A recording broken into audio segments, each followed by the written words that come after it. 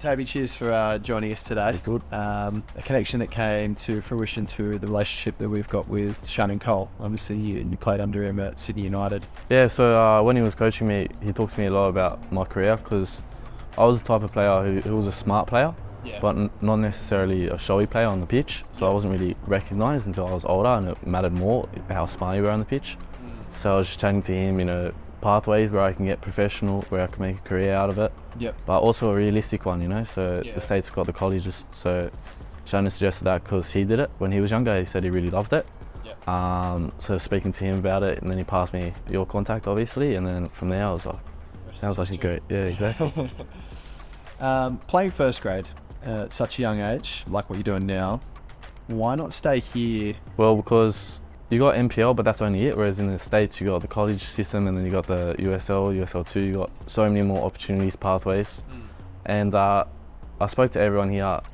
I can always come back to the NPL, and nothing would have changed in Australia. Like when I told my coach I was heading overseas, he said to me, "If you don't like it, come straight back here. I'm always wanted there." So I figured, may as well try a new opportunity, see if it leads somewhere, and hopefully it does. Yeah.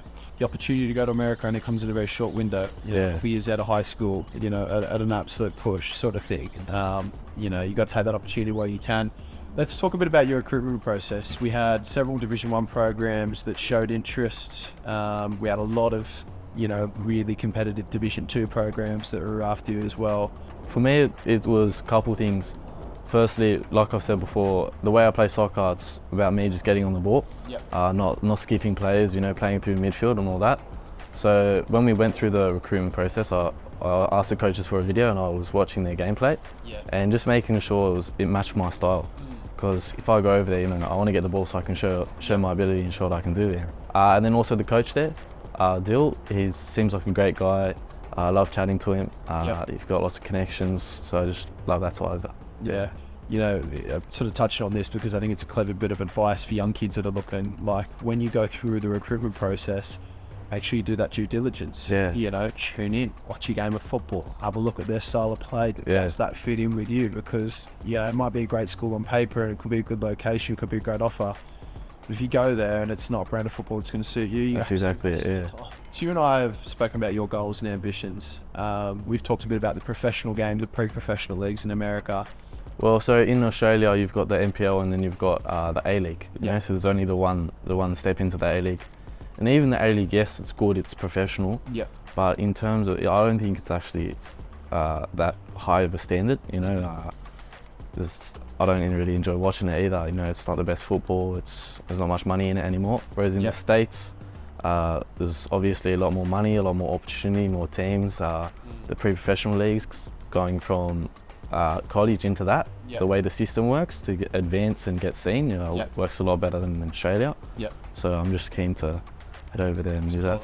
That's exactly it. No, that's good. Look, you might be following the footsteps of someone like Elliot, for example. Hopefully. He was like you, playing similar sort of level before he left, and he's now just made the top 4 of USL2. He's all the best college soccer players in the country, and that next progression is, finishing college and hopefully earning a professional contract. That's exactly it, That'd be it.